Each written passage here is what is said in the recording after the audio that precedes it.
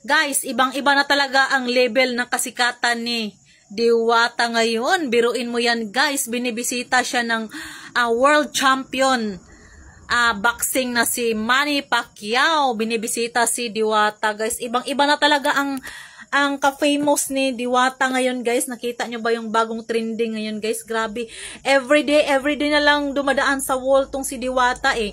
Everyday na lang talaga mayroong nagko-content about kay Diwata. Lahat na lang to the max talaga ang kasikatan ni Diwata mga guys. Grabe na talaga guys. Hindi mapipigil guys.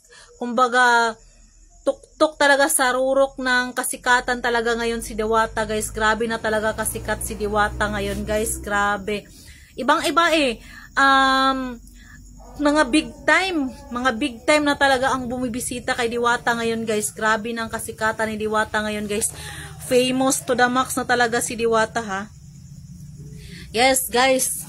Biruin mo yung si Manny Pacquiao nagdala ng Bluetooth speaker na kumbaga pasalubong niya kay Diwata, di ba?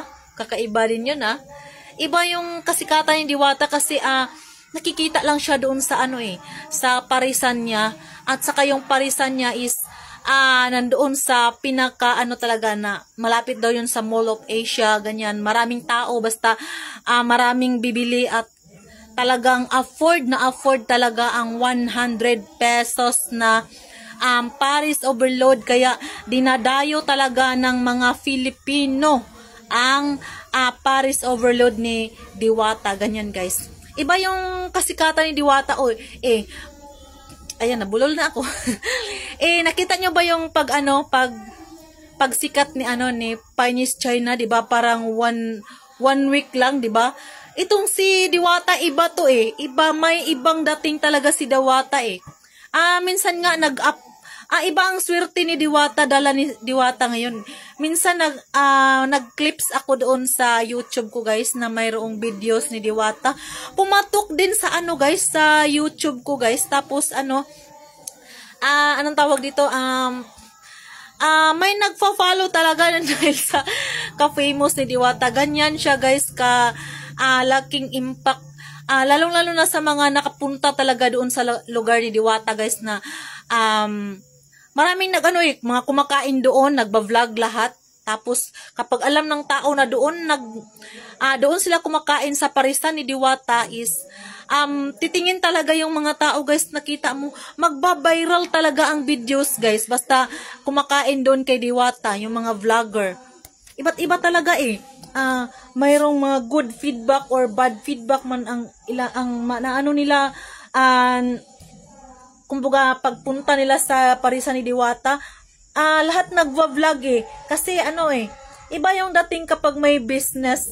Marami naman sigurong mga artista na mga ang tawag dito, mayroong business, pero iba talaga ang dating ni Diwata is pangmasa talaga yung pagkain ni Diwata Ganyan ang masasabi ko guys about Diwata is mayroon talaga siyang kumbaga ang tawag dito ang laki kasing ng Diwata Paris maiisip mo kasi minsan may pa ba siya, hindi pa ba malulugi si Diwata niyan. 100 biruin mo yung 100 guys, 100 mayroon ka ng Paris overload, tapos mayroon ka ng unlimited na yun only rice at saka soft drinks. Saan ka pa makakita niyan guys? Syempre ikaw ba naman, hindi mo ba pupuntahan yan ang ganyang pagkain guys? Tapos masarap. Yes, masarap daw. Tapos may nakapunta pa doon si Corina Sanchez, ganyan. Basta maraming mga sino pa ba yung mga nagba-viral, nagtitrending? Basta talaga sila guys, halos nakapunta na doon kay Diwata guys. Tingnan nyo yung mga Diwata, about Diwata.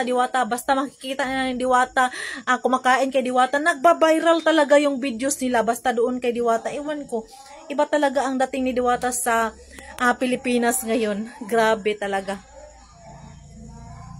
Iba talaga ang ni Diwata, swerte. Kumbaga dalang swerte ni Diwata, may swerteng kay Diwata na.